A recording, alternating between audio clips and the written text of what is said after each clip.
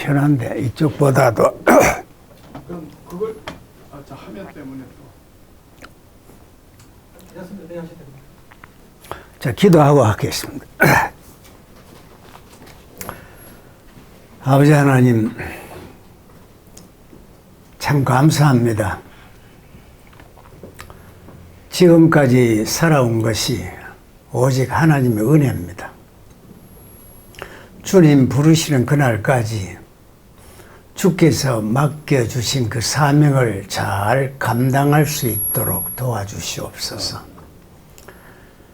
오늘 이 모임이 그냥 헛된 모임이 아니라 정말 복음이 무엇이며 우리가 어떻게 해야만 하나님의 백성으로서 살아갈 수 있는지를 생각하는 귀한 시간 되도록 인도해 주시옵소서. 예수님의 이름으로 기도합니다. 아멘.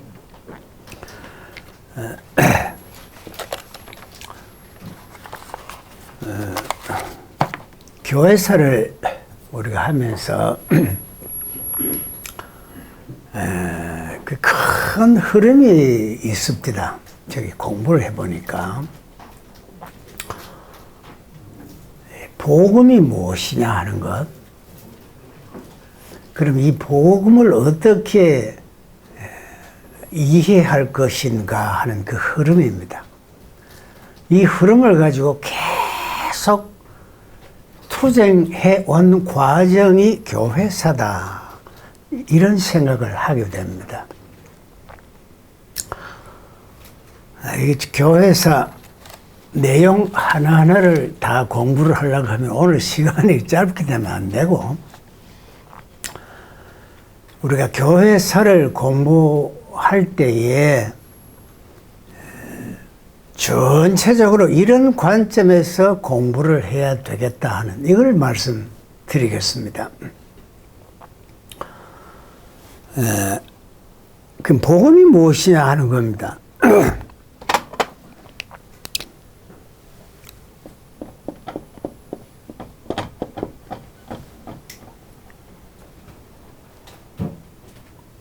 그럼 이 복음을 어떻게 이해할 것인가 하는 것인데, 지금 바울의 경우를 봅시다. 십자가와 부활이 돕니다.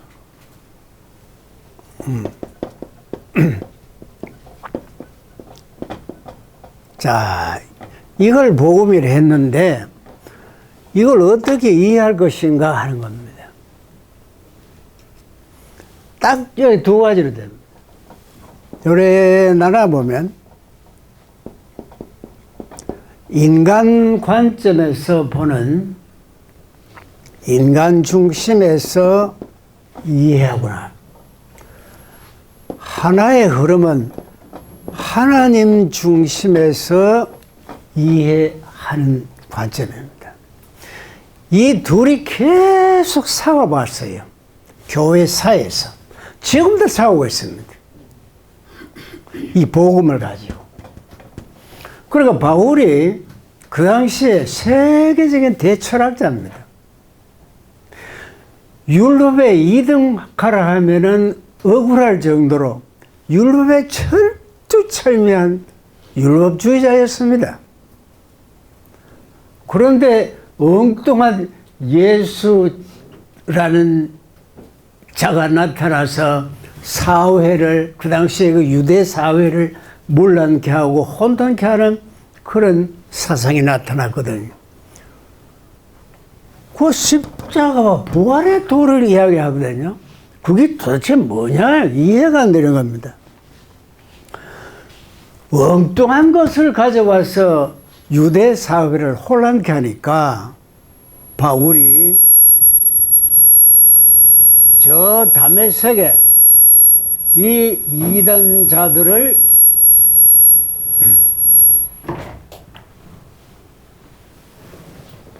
모두 잡아서 극형에 처해야 되겠다 하는 이런 사명을 띠고 다메섹을 가다가 부활하신 예수를 만났잖아요. 그 이후로 완전히 바꿔집니다. 자기는 인간 중심에서 모든 것을 이해하고 보려고 했는데 예수를 만난 이후로는 그게 아닙니다. 그 고린도후서 5장의 고린도후서 5장의 내용이 그런 거 아닙니까?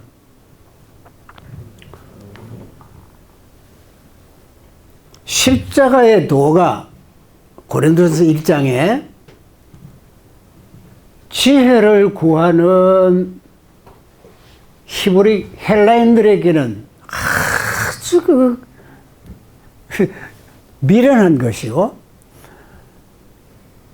유대인의 입장에서 볼 때는 아주 꺼리끼는 그런 것입니다. 그런데 바울은 예수를 만난 이후로는 새로운 각도에서 이해를 하게 됐습니다. 자, 우리가 이제 교회사를 이런 관점에서 마음에 두고 교회사를 쭉 한번 보면, 자, 교회사를 나눌 때 초대교회사, 이걸 예수님 사후로부터 해가지고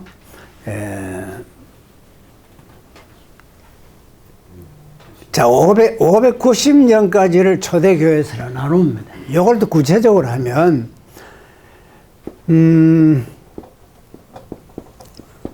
사도 시대가 나옵니다. 이걸 이제 예수님 제자를 12제자가 사도 요한이 거의 이제 90세까지고 그 65세에 거의 바울도 그렇고 베드로도 그렇고 다 죽죠. 그럼 이제 사도들을 따라다니면서 열심히 그 신앙을 벗고 깨닫던 그 속사도 시대가 나옵니다. 자, 이제 여태 문제가 뭐냐면 외적으로는 로마의 박해가 심합니다. 그런데 이 박해 속에서 끝까지 십자가와 부활의 도를 지켜가기 위해서는 엄청난 힘이 듭니다. 그리고 교인들이 자꾸 흩어집니다. 이걸 모아가지고 뭐를 가르쳐야 될 것인가 하는 이런 또 문제가 있고요. 그 다음에 313년에 콘스탄틴 대제에 의해서 기독교가 공인이 되고 392년 보는 사람도 있고 390년 보는 사람도 있는데 데오도시우스가 기독교를 국교로 선언합니다. 자, 박해 속에서는 흩어지고 했던 것이 국교가 되니까 모두 다 나타납니다. 자, 이 사이에 이단들이 팔을 칩니다. 기독교의 교리가 정착되지 아니합니다. 막 왈가왈부합니다. 이 기간이 초대교회 기간입니다. 그래서 여기에 이제 교회의 우뚝 선 아버지 같은 인물을 우리가 교부라 합니다. 그 교부 시대입니다. 교부 시대가 언제부터 언제까지냐 이걸 두부 자르듯이 자를 수는 없어요. 그러니까 대략 속사도 이후에 그 교부 시대를 하는데 여기 이제 변증가들이 나타나서 혼란한 기독교의 그 사상을 또 이단 사상에 대해서 하나 이론 정립을 합니다. 그 변증가 시대입니다. 자, 요거 하나하나를 다 이야기할 수 없고요. 자, 이제 기독교를 교리적으로 정립을 다 해 나갑니다. 가는데 여기에 크게 이제 세 부류의 그 신학이 형성됩니다. 그게 뭐냐면 하나는 저 라틴 신학이고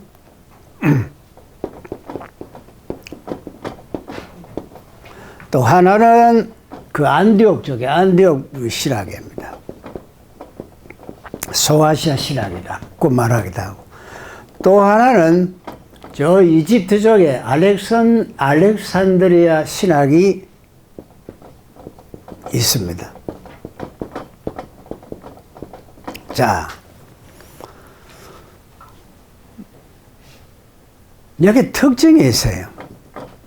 요거는 그 의식을 굉장히 강조하고, 이게 오늘날 로마 카톨릭의 그 계열을 갖습니다. 의식 자체가 예배니까요. 이건 뭐냐? 자, 알렉산드리아는 굉장히 철학적입니다. 아주 이론적입니다. 아주 그 신학적으로 뭐 깊이 이렇게 들어갑니다. 안디옥은 뭐냐면, 뭐 이것도 중요하고 이것도 중요하지만은 신앙적으로 하나님을 아버지라고 고백할 수 있고 예수님을 주라 고백하는 그것이 제일 중요한 거다. 이런 입장의 신학이 안디옥 신학입니다. 이게 오늘날 쭉 내려오면서 요런 로마 카톨릭 쪽의 특성이고요. 이건 이제 그 유럽의 그 신학이 아주 앞서 있는 독일이라든지 그쪽의 그 특징이고요. 또 안디옥은 그냥 신앙 고백적입니다. 이런 이제 흐름이 있다는 걸 우리가 이해를 하시고, 그 다음에 이제 그 초대 교회 590년 이즈음에 들면은 이제 무엇이 문제가 하면 구원과의 문제였습니다. 그 유명한 그 어거스틴이 등장하지요. 자, 그런데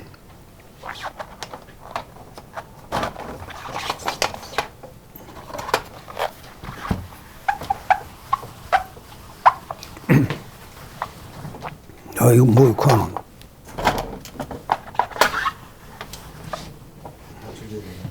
이거 뭐 고쳐야 한다노? 더 뒤로 쭉 밀어버리시.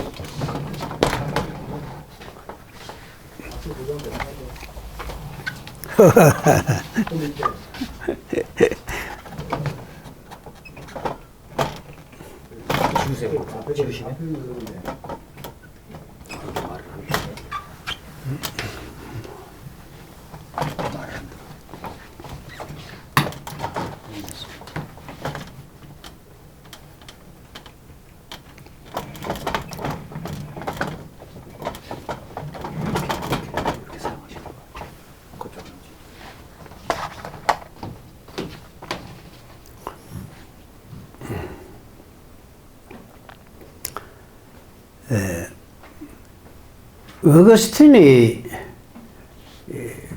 아주 저는 그렇게 봅니다. 기독교회사에서 인물을 이야기하라 그러면 큰 산맥이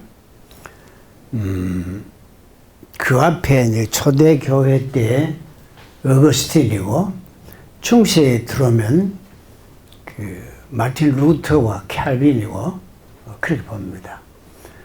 근현대에 와서는 신학 그 보는 관점에 따라 다른데, 저는 그 칼발트 아주 큰 인물로 봅니다. 그런데 그 합동 측에서는 칼발트를 그렇게 보지를 않습니다. 이제 통합 측은 칼발트가 아주 뭐 그 신학의 아버지처럼 이렇게 돼 있고요.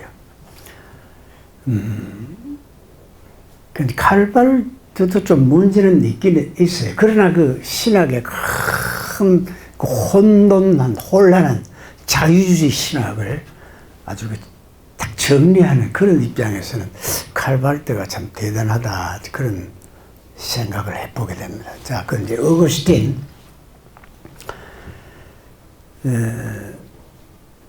어거스틴이 나와서 그 구원관에 있어가지고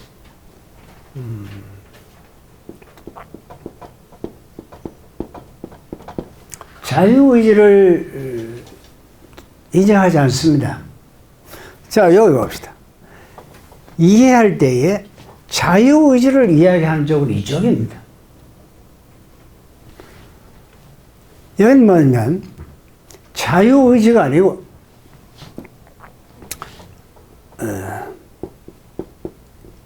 원죄를 이야기합니다. 이제 원죄를 이야기하지 않습니다. 여기에 이제 그 어거스틴에 맞선 사람이 그 펠라기우스죠. 펠라기우스인데 이 펠라기우스는 자유의지를 굉장히 강조합니다. 원죄가 아니고 인간은 태어날 때부터 깨끗하게 태어나는데 아유 살아가면서 욕심이 생기고 점점 그 남에게 영향을 받아가지고 깨끗하던 우리 양심이 차츰 병들게 되어 있다. 이렇게 보는 입장입니다. 펠라기우스는.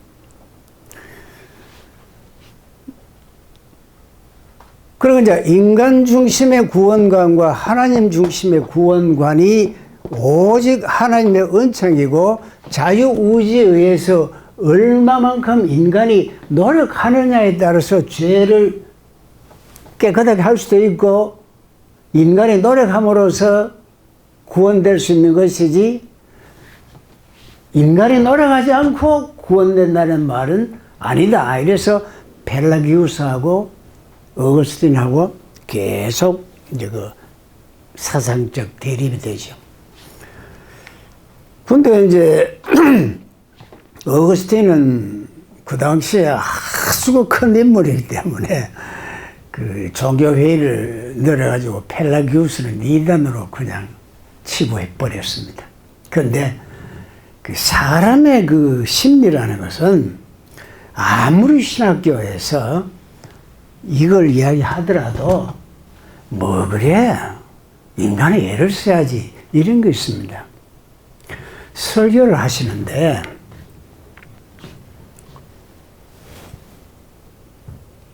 저는 개인적으로 그렇게 느낍니다. 목사님들 설교를 하실 때 저건 설교 아닌데 이거 이야기 안 하고 이거 이야기하면 나 설교 아니라고 단정해 버립니다.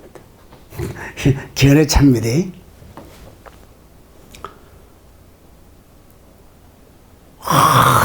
인간의 기독교인은 이렇게 살아야지 생활을 강조하는 건 좋은데 그걸 너무 지나치게 이야기하다 보면 기독교의 어떤 본질적인 것이 없어져 버린다. 이런 생각을 하게 됩니다.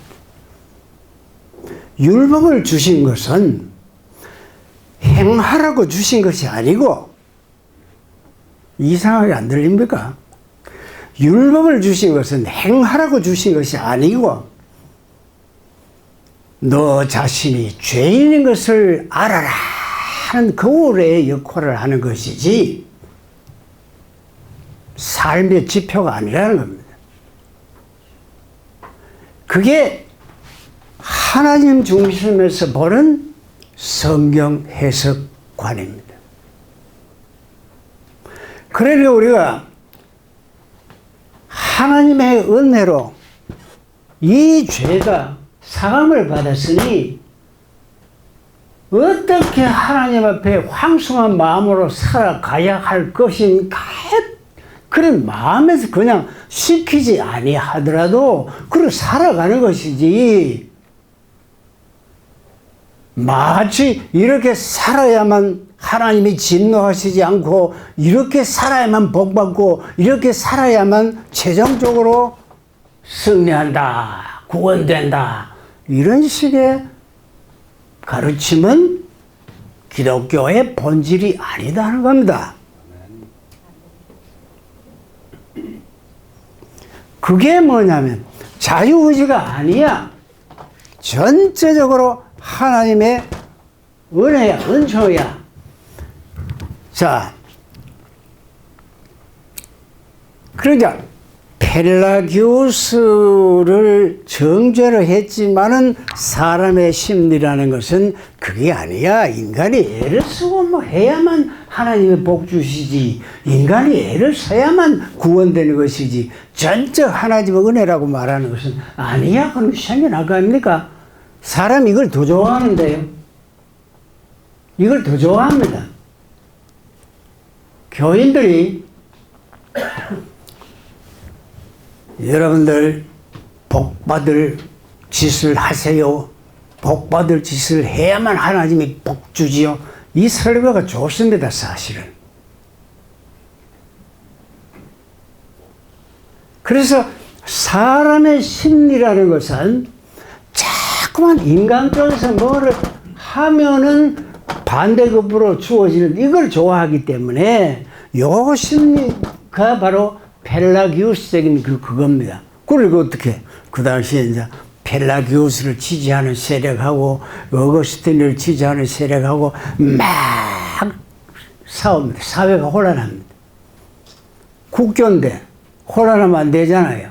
그래서 그 교회사를 나눌 때 왜 590년을 초대교회를 잡나 하면 590년에 그레고리 1세 교황이 나타납니다. 이분이 아주 치도력이 있고 행정력이 있고 이런데 딱 결정하자. 어거스틴도 맞고 펠라기우스도 맞다 이렇게 해버립니다. 구원관이 있어가지고. 구원은 어떻게 되느냐? 하나님의 은혜와 또한 하나님의 은혜라는 것은 자유의지를 준 것도 하나님의 은혜야.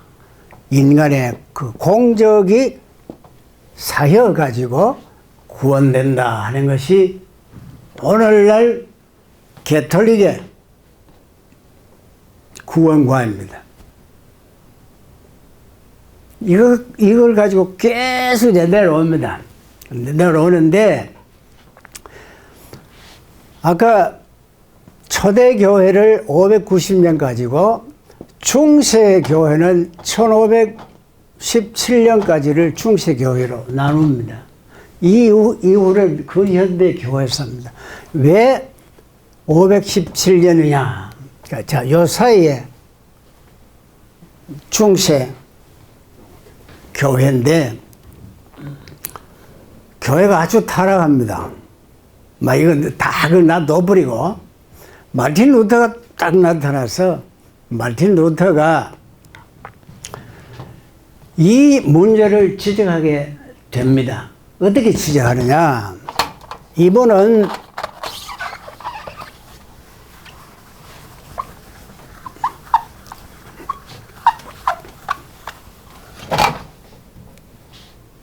마태복음 16장 16절에서 20절 쭉 보면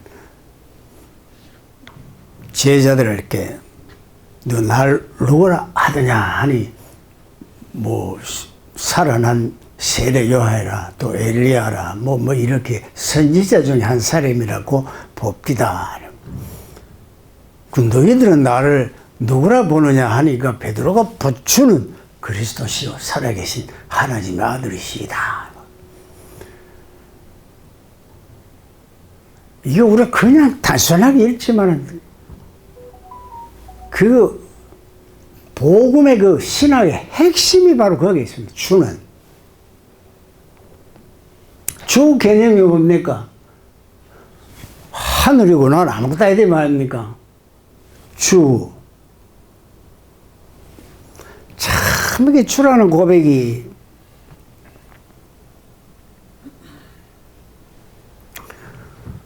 우리가 주라고 고백해 놓고는 이 창조주시고 우리는 피조물인데 이거는 실체 우리 그림자인데 그림자이면서 그림자는 실체를 따라다닐 수밖에 없는데 우리는 자꾸만 실체의 역할을 하려고 발부둥 치잖아요. 이게 우리 죄인들의 모습 아닙니까?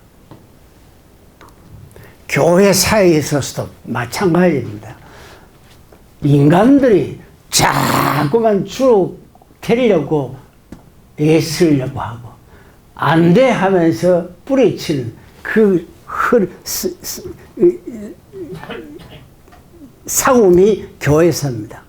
그러니까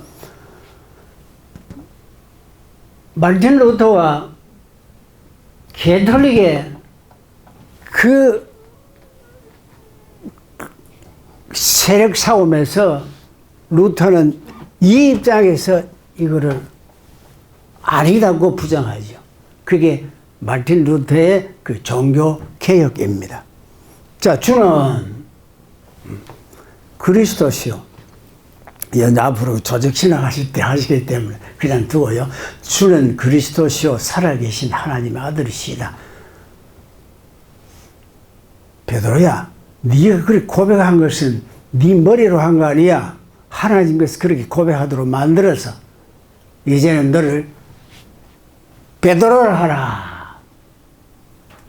천국의 열쇠를 네한테 주는데 이를 땅에서 매면 들어갈 수 없고 천국에서도 열면 들어오고 매면 들어올 자가 없다. 그리고 이 반석 위에 교회를 세우라. 이렇게 이야기를 합니다. 그런데 그 부분의 해석에 있어서 엄청난 차이가 있습니다.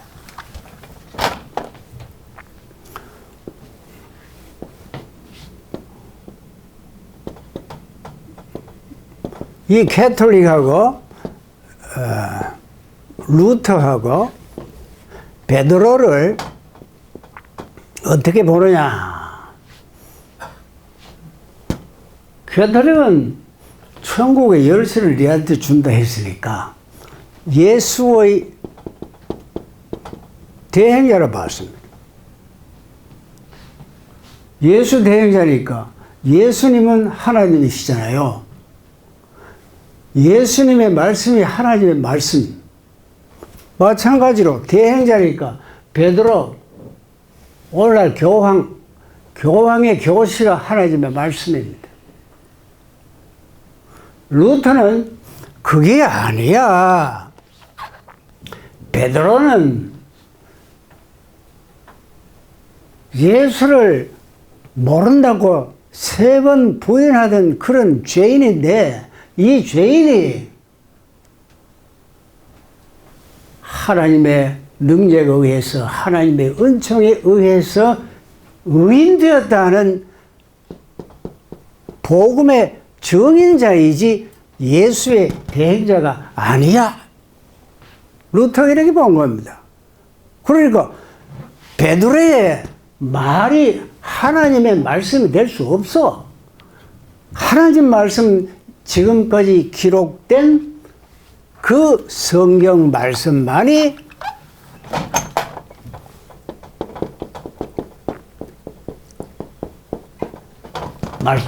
하나님의 말씀이야. 오직 성경이야. 오직 성경이야. 성경 외에 딴 걸 이야기하면 안 돼요. 그게 루터의 그겁니다. 자, 그 다음에 천국의 열쇠를 얘한테 준다. 이건 뭐냐?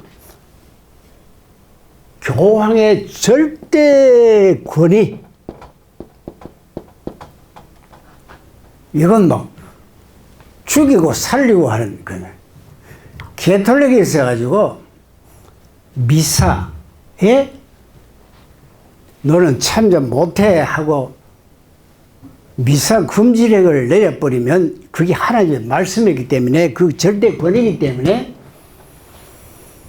미사에 참여해서 자기가 지금까지 지은 죄를 용서함 받아야 되는데 미사에 참여하지 못하면 원죄적인 것은 용서를 받지만은 원죄 용서함 받고 지금까지 일주일 동안 지은 죄에 대해서는 연옥에 가서 죄앙을 받아야 된다는 것이 연옥교리입니다.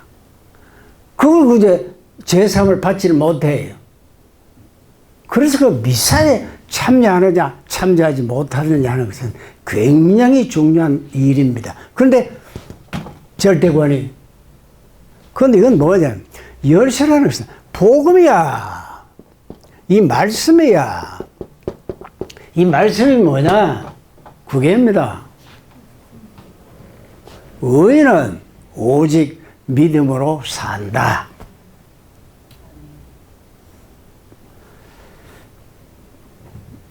우리가 성경을 쭉 보면서요, 새 언약한 거 있잖아요. 새 언약이 뭡니까? 구약의 가르침은 이렇게 하면 복받고 이렇게 하면 저주받고 이게 아니야 하는 겁니다. 이거 아니야 하는 게. 예레미야 31장 31절에서 33절입니까? 이거 잘 못 참고 보면 다시는 너희 죄를 묻지 않겠다 하는 거 아닙니까? 다시는 너 죄 안 묻겠다 하는 겁니다. 이게 새 언약입니다. 새 언약 전에 네 죄를 말씀에 비춰가지고 율법에 비춰가지고 그 죄를 따지겠다 인데 그게 아니라는 겁니다. 다시는 죄 안 묻겠어. 그 완성자가 예수님의 십자가 아닙니까? 십자가에서 모든 것을 내 죄 안 묻겠어. 그냥 공짜로 천국 보내줘. 이게입니다, 이게. 이게 새 언약입니다. 이게 십자가고, 그 십자가가 증거된 것이 부활입니다. 그 십자가 부활의 도를 전했잖아요.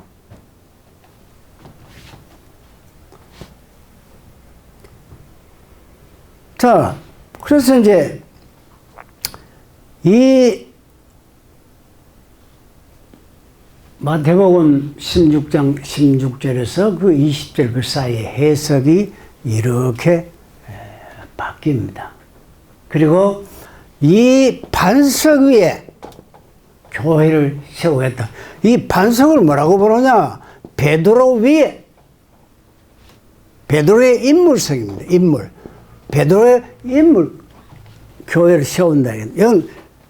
그 반석이라는 것은 위대한 신앙 고백입니다.